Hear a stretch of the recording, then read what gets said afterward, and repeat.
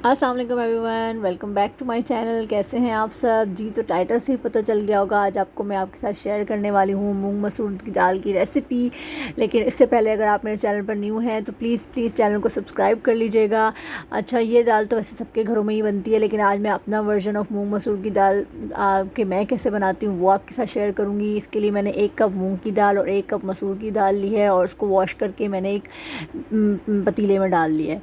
इसमें मैं डालूँगी खड़े मसाले। जो खड़े मसाले मैं इसमें डालूँगी वो कुछ इस तरह हैं। इसमें मैं 1 टीस्पून के करीब साबुत ज़ीरा लूँगी, एक बड़ी इलायची लूँगी, एक दालचीनी का छोटा टुकड़ा लूँगी और एक जावित्री का छोटा टुकड़ा, और मैंने इसमें 3 पेपरकॉर्न्स डाले हैं। इसमें मैं 1 टेबलस्पून के करीब जिंजर गार्लिक पेस्ट डालूँगी, 1 टीस्पून इसमें भरकर कुटा हुआ साबुत धनिया, 1 टीस्पून कश्मीरी लाल मिर्च, हस्बे ज़ायका नमक और हाफ़ टीस्पून हल्दी डालकर 1 टेबलस्पून के करीब इसमें ऑयल डालूँगी।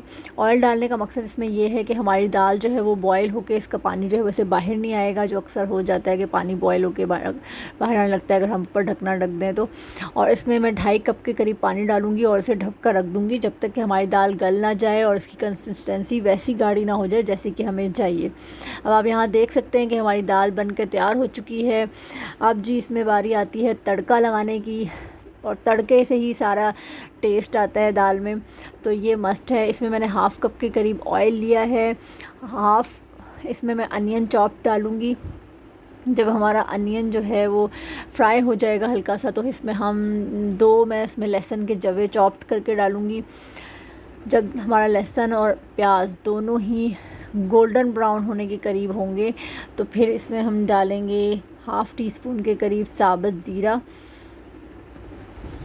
इसको इसमें कड़कड़ा लेंगे अच्छे से, और फिर इसमें साबुत हरी मिर्च, कटी हुई हरी मिर्च और कड़ी पत्ता ऐड करूँगी।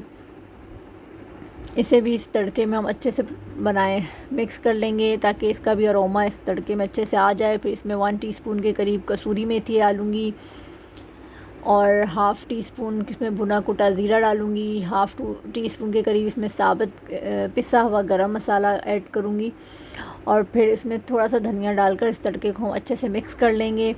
जी हमारा मज़ेदार सा तड़का रेडी है। अब इसे हम अपनी 1 टेबलस्पून के करीब इसमें बटर ऐड करेंगे। बटर जो है वो इसमें बहुत अच्छा सा फ्लेवर लेके आएगा इस दाल में और उसको एक बहुत अच्छी सी खुशबू देगा। इसे हम दाल में मिक्स कर लेंगे और दाल को फिर ढक देंगे। इससे ही होगा कि दाल का जो इस तड़के का अरोमा है वो हमारी दाल में अच्छे से एब्जॉर्ब हो जाएगा। जी तो हमारी दाल मज़ेदार सी बनकर रेडी है।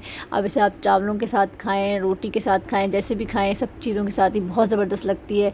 ज़रूर ट्राई कीजिएगा इस रेसिपी को घर में और मुझे कमेंट सेक्शन में ज़रूर बताइएगा आपको रेसिपी कैसी लगी। अल्लाह हाफ़िज़।